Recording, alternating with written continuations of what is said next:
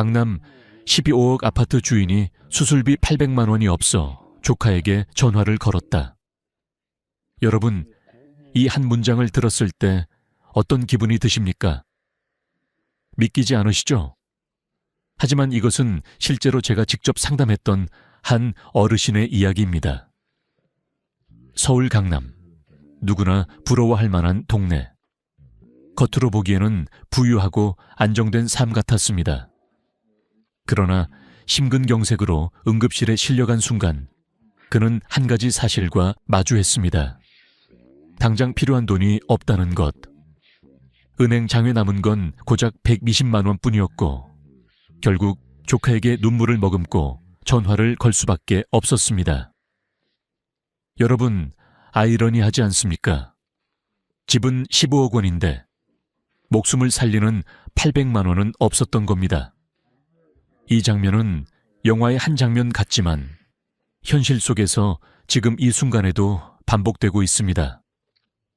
많은 분들이 이렇게 말씀하십니다.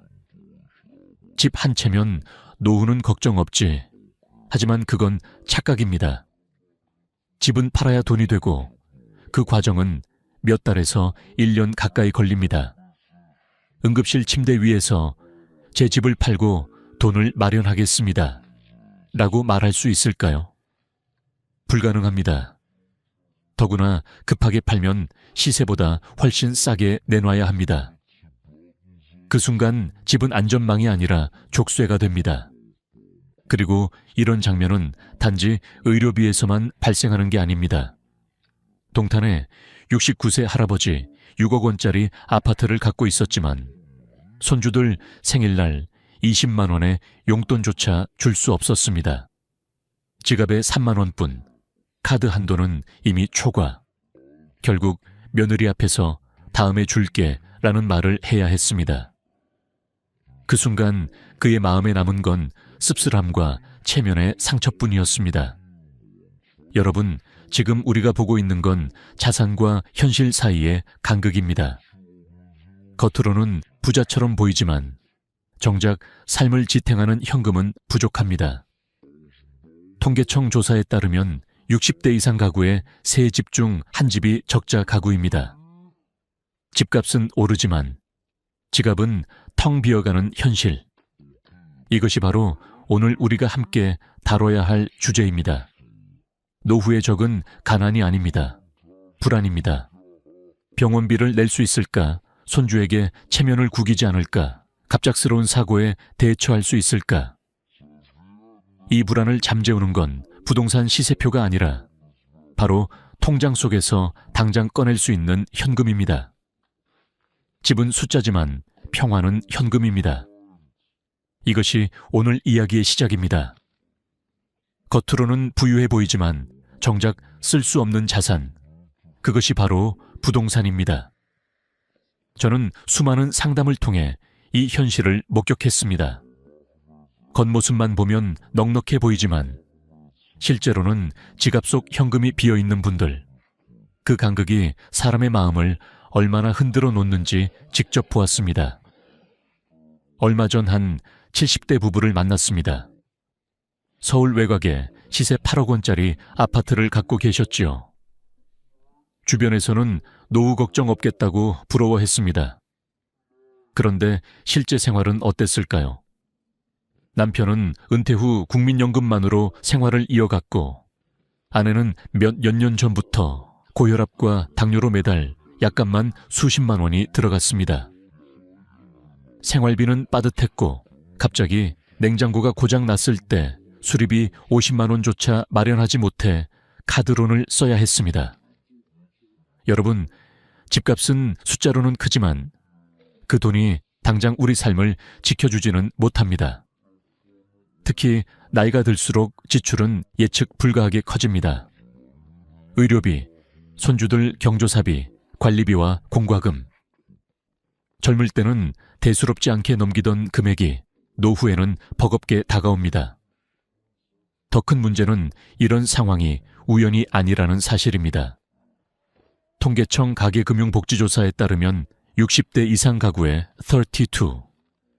1%가 적자 가구로 분류됩니다. 소득보다 지출이 많은 가정이 세 집 중 한 집이라는 뜻입니다. 집값은 올랐지만 실제로 손에 쥘 수 있는 돈은 부족한 겁니다. 저는 이 수치를 보며 다시 한번 깨달았습니다. 우리가 진짜 가져야 할 것은 부동산이 아니라 유동성이라는 것. 유동성, 즉 필요할 때 즉시 현금으로 바꿀 수 있는 능력이야말로 노후를 지켜주는 진짜 방패입니다. 하지만 부동산은 이 유동성이 극도로 낮습니다. 팔려면 시간이 걸리고 급하게 팔려면 손해를 감수해야 합니다. 그렇다면 왜 많은 사람들이 여전히 집에 집착할까요? 집은 눈에 보이는 자산이기 때문입니다. 집은 우리에게 안정감을 주는 상징이자 평생의 노력의 결실처럼 여겨집니다. 하지만 그 상징이 오히려 현실의 불안을 가리고 있는 건 아닌지 돌아봐야 합니다. 실제로 2022년 이후 수도권 아파트 거래량은 전년 대비 30%가량 줄었습니다. 집을 팔고 싶어도 사는 사람이 줄어든다는 얘기입니다.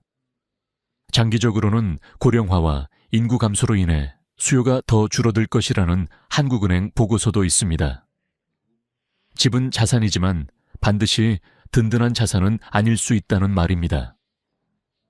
저는 여기서 한 가지 질문을 던지고 싶습니다. 내가 평생 모은 이 집이 정말 위기 순간에 나를 지켜줄까? 이 질문에 당당히 그렇다고 답할 수 없다면 우리는 다른 준비를 시작해야 합니다.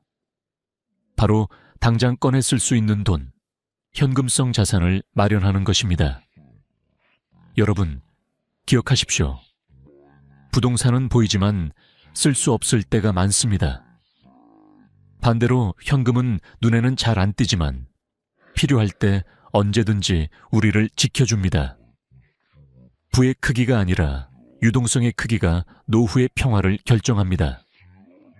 이 사실을 받아들이는 순간 우리의 시선은 달라집니다. 집을 바라보던 눈이 통장을 바라보게 되고 숫자에 집착하던 마음이 지금 당장의 현금으로 향하게 됩니다. 이제부터 우리는 왜 의료와 돌봄 지출이 노후에 폭풍처럼 몰려오는지, 그리고 그것이 왜 현금의 필요성을 더욱 절실하게 만드는지 깊이 들여다볼 것입니다.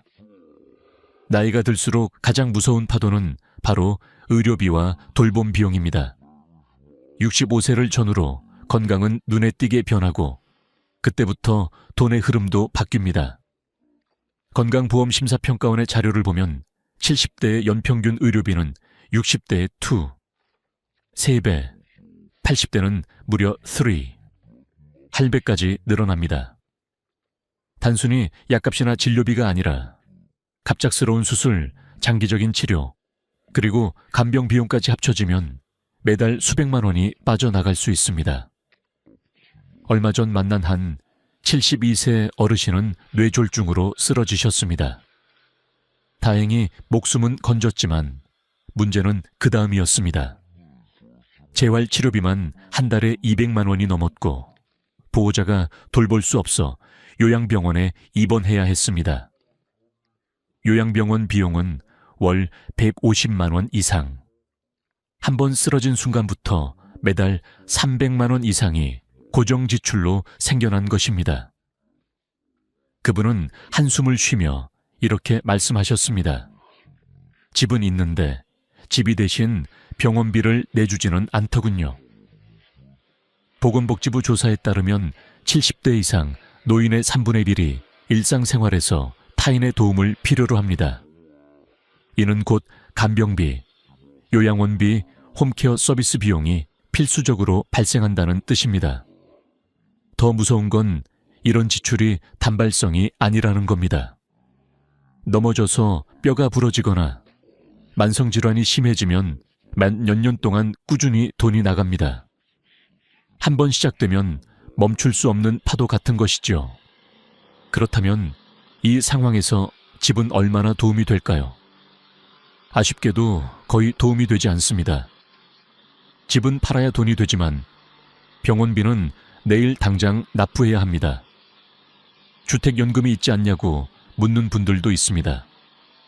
하지만 주택연금 가입자의 실제 월 수령액은 평균 100만 원, 서울 기준으로도 150만 원 정도에 불과합니다. 이 금액으로는 병원비, 생활비, 관리비를 동시에 감당하기 어렵습니다. 게다가 주택연금은 목돈을 미리 뽑을 수도 없습니다.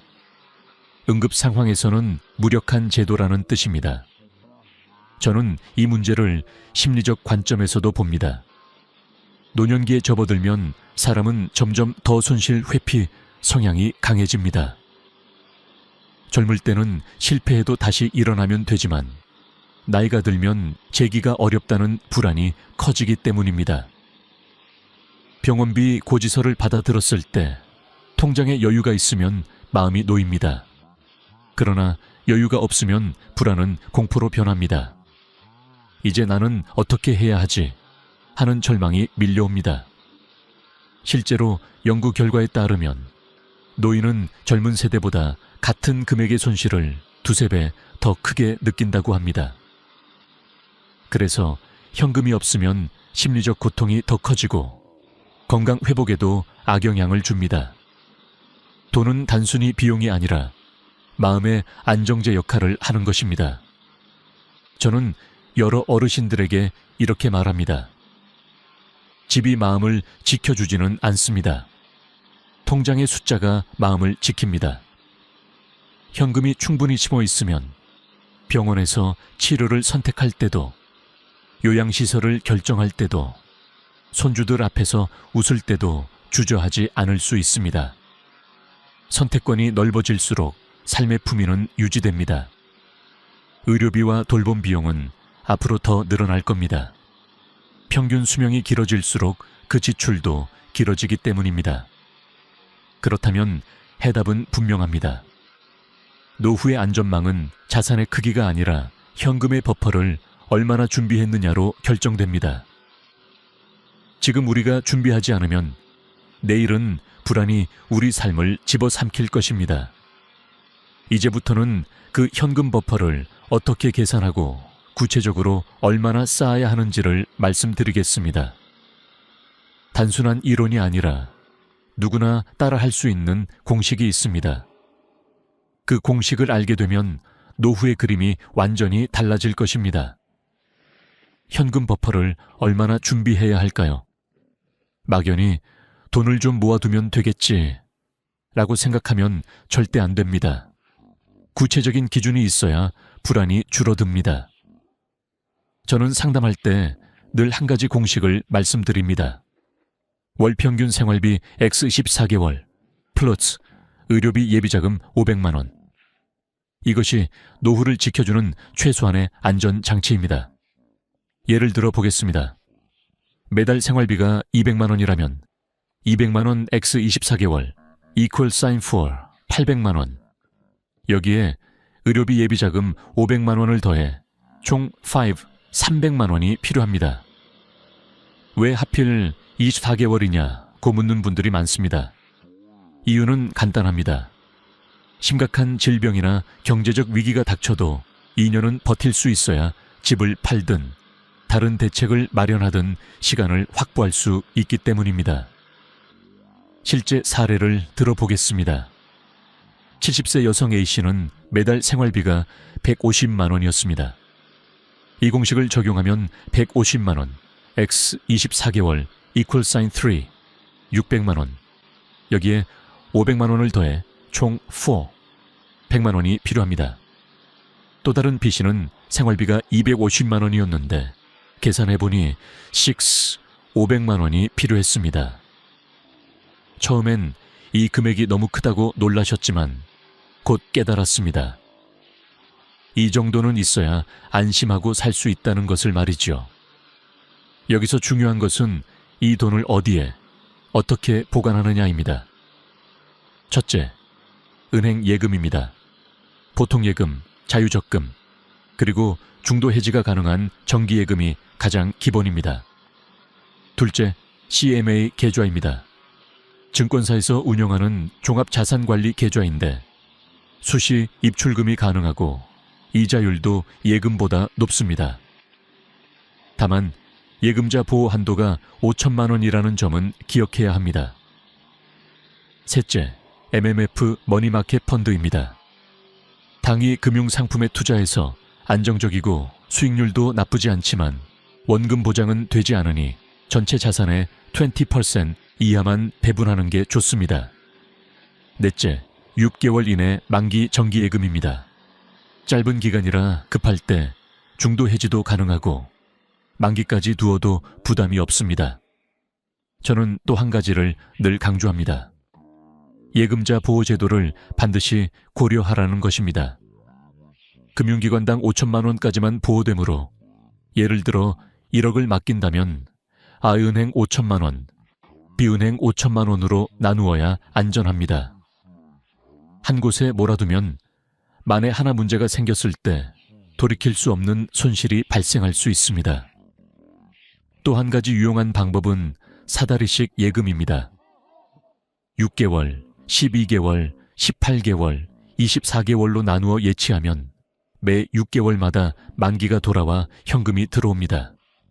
이렇게 하면 금리 변동에도 유연하게 대응할 수 있고 급할 때 필요한 자금을 확보할 수도 있습니다. 장기 상품일수록 금리가 높기 때문에 수익성도 챙길 수 있습니다. 이 공식을 세우고 나면 마음이 달라집니다. 나는 최소한 2년은 버틸 수 있다. 이 확신이 불안을 밀어내고 노후의 삶을 훨씬 안정적으로 만들어줍니다. 여러분, 집값이 오를지 내릴지는 우리가 통제할 수 없습니다. 하지만 통장 속 현금은 우리가 스스로 지킬 수 있습니다. 그것이 바로 진짜 평화의 시작입니다. 이제 이 원칙을 토대로 일주일 동안 실천할 수 있는 구체적인 플랜을 말씀드리겠습니다. 하루에 30분만 투자해도 여러분의 노후는 완전히 달라질 수 있습니다. 이제 본격적으로 7일 동안 따라할 수 있는 재정 리빌딩 플랜을 말씀드리겠습니다.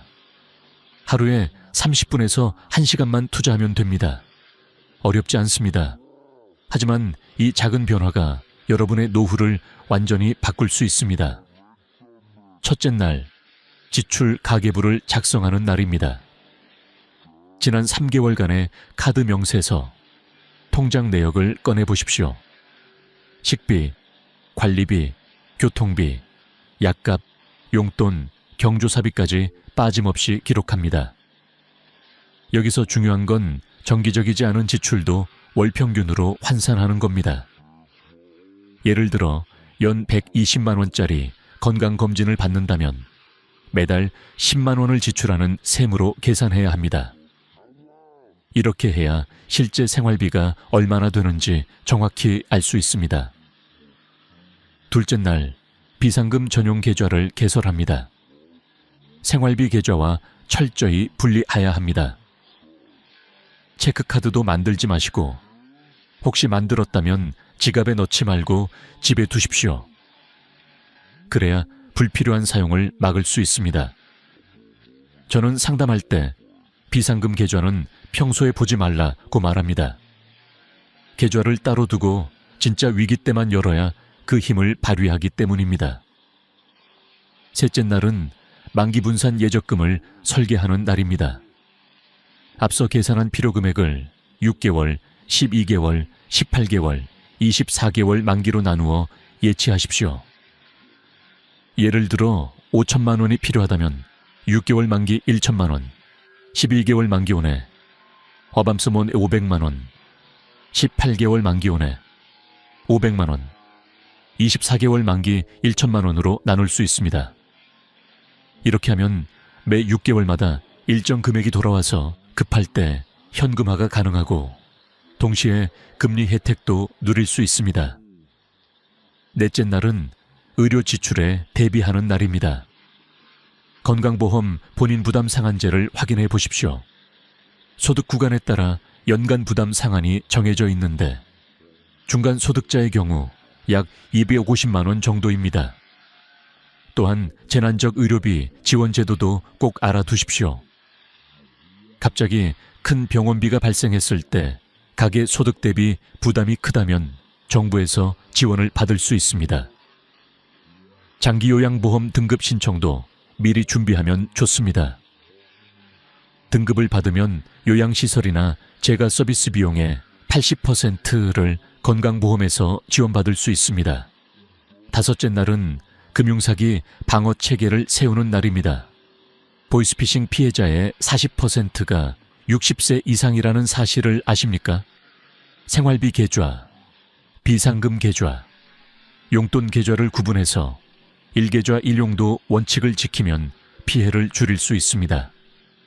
또 각 계좌마다 아이체 한도를 설정해 두십시오.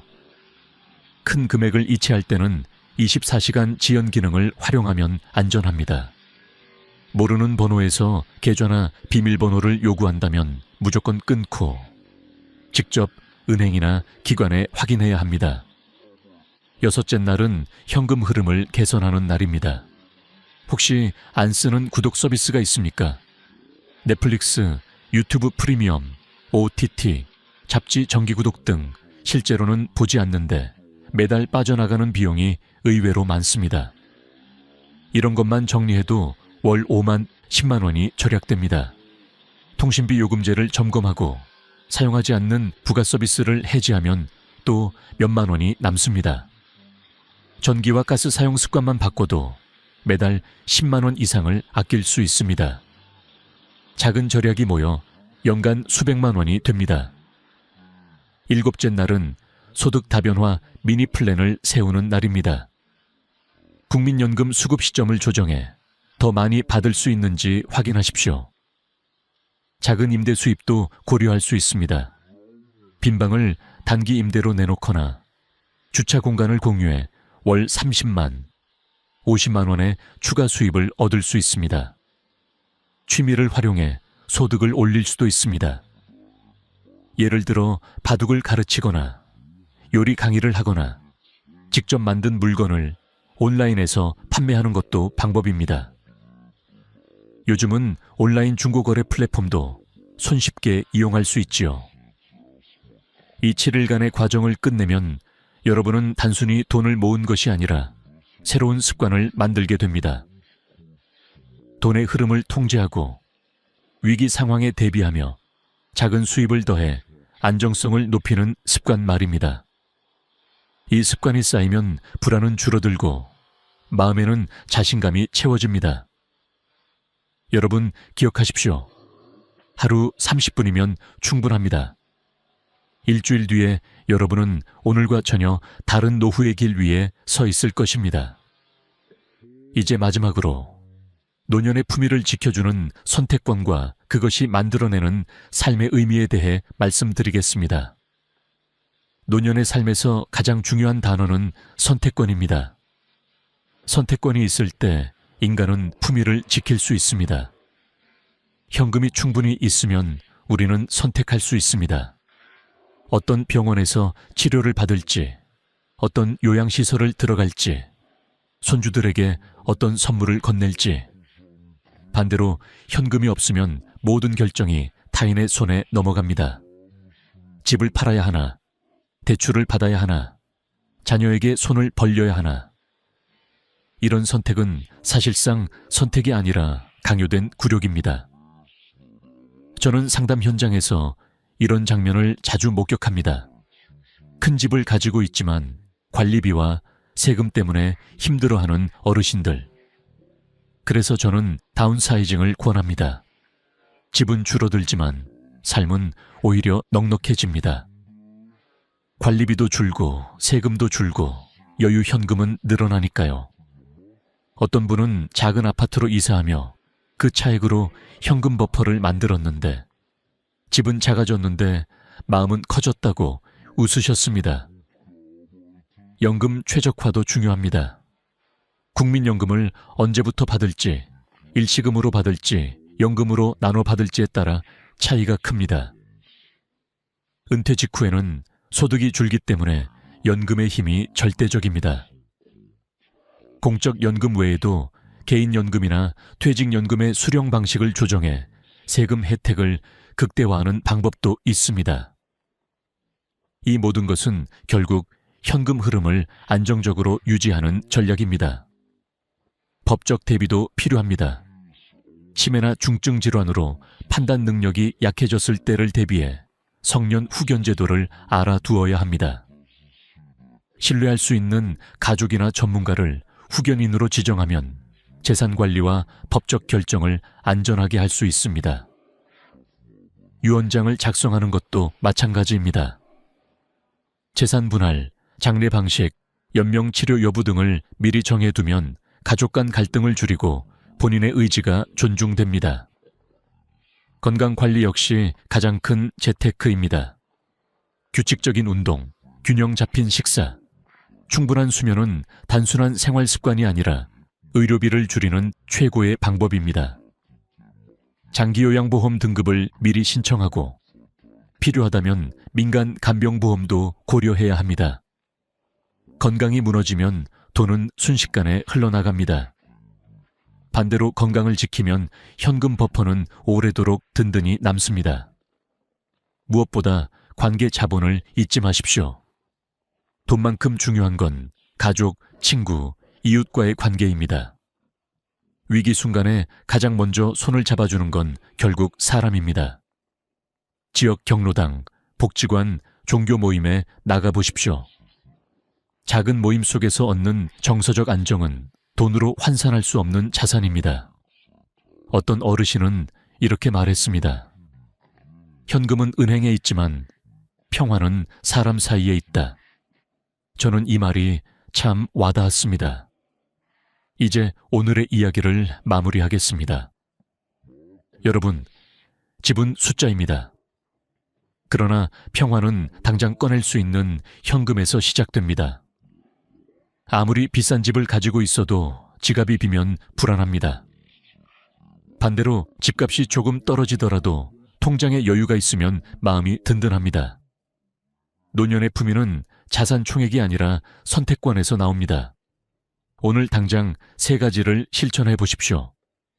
첫째, 통장 잔고를 확인하고 생활비 몇 개월 치가 있는지 점검하십시오. 둘째, 이번 주 안에 비상금 전용 계좌를 만드십시오. 셋째, 자동이체와 카드 내역을 점검해 불필요한 지출을 정리하십시오. 늦었다고 생각할 때가 가장 빠른 때입니다. 지금 시작하면 됩니다.